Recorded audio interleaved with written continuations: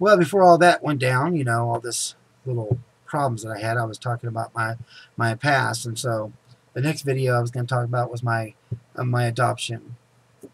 When I was 1 year old, I was adopted, and the people who adopted me wanted just a girl, is what they were looking for. They wanted a daughter, and they were checking into adoption and trying to find somebody, you know, who could get them into touch with someone who does that. Anyway, my mom worked at Beto Junction, if I remember right, and there was a coworker there, and she said, I know somebody who, oh, wait a minute, it's not Beto Junction, was it? Jeez. I don't remember where it was at, but it was at her job. But the woman said, I know somebody who's wanting to give away a girl and a boy. And they just wanted a daughter, but they decided to come and see what we were like. And the first thing that happened was I come running outside and I go, Daddy, Daddy, to to my dad, George. And I guess that touched them, you know, and then they decided they didn't want to split us up, so they went ahead and adopted us both. But it's so weird that I would do that. I don't remember it, of course. I was only 1 year old, but to do that to a stranger, saying Daddy, Daddy, or Dad, Dad, Dad, Dad. So I was really lucky, actually, that I didn't get adopted separately, because then I would have had to look for my mom and look for my sister. And so they never kept the adoption away from me, you know, the knowledge of it. They told me about it as young as I can remember. And I always wondered, you know, what was my mom like? You know, where was she? Why did she get rid of me? I had those classic feelings that everybody has when they're adopted of, you know, rejection and not being wanted, thinking that there's something wrong with you, and that's why they gave you up. And over the years, I wanted to find her. But how would I do that? I mean, you know, now there's strict laws about, you know, giving information to people who've been adopted.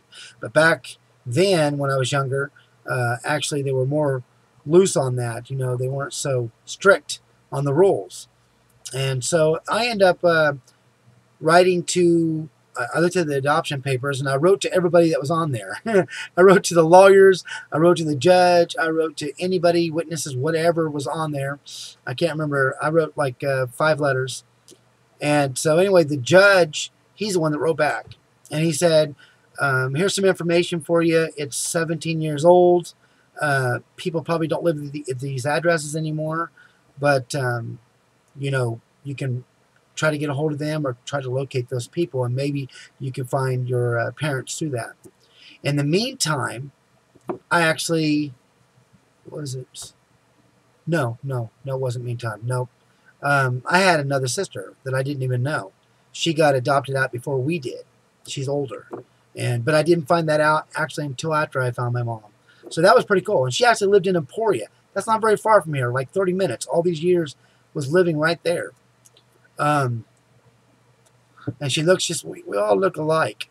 People used to think me and my sister Mindy was like a twins when we were younger. We don't look that much alike, I think, now, but we did growing up. But I found out all those answers that I was wanting to know. The woman was a very honest person.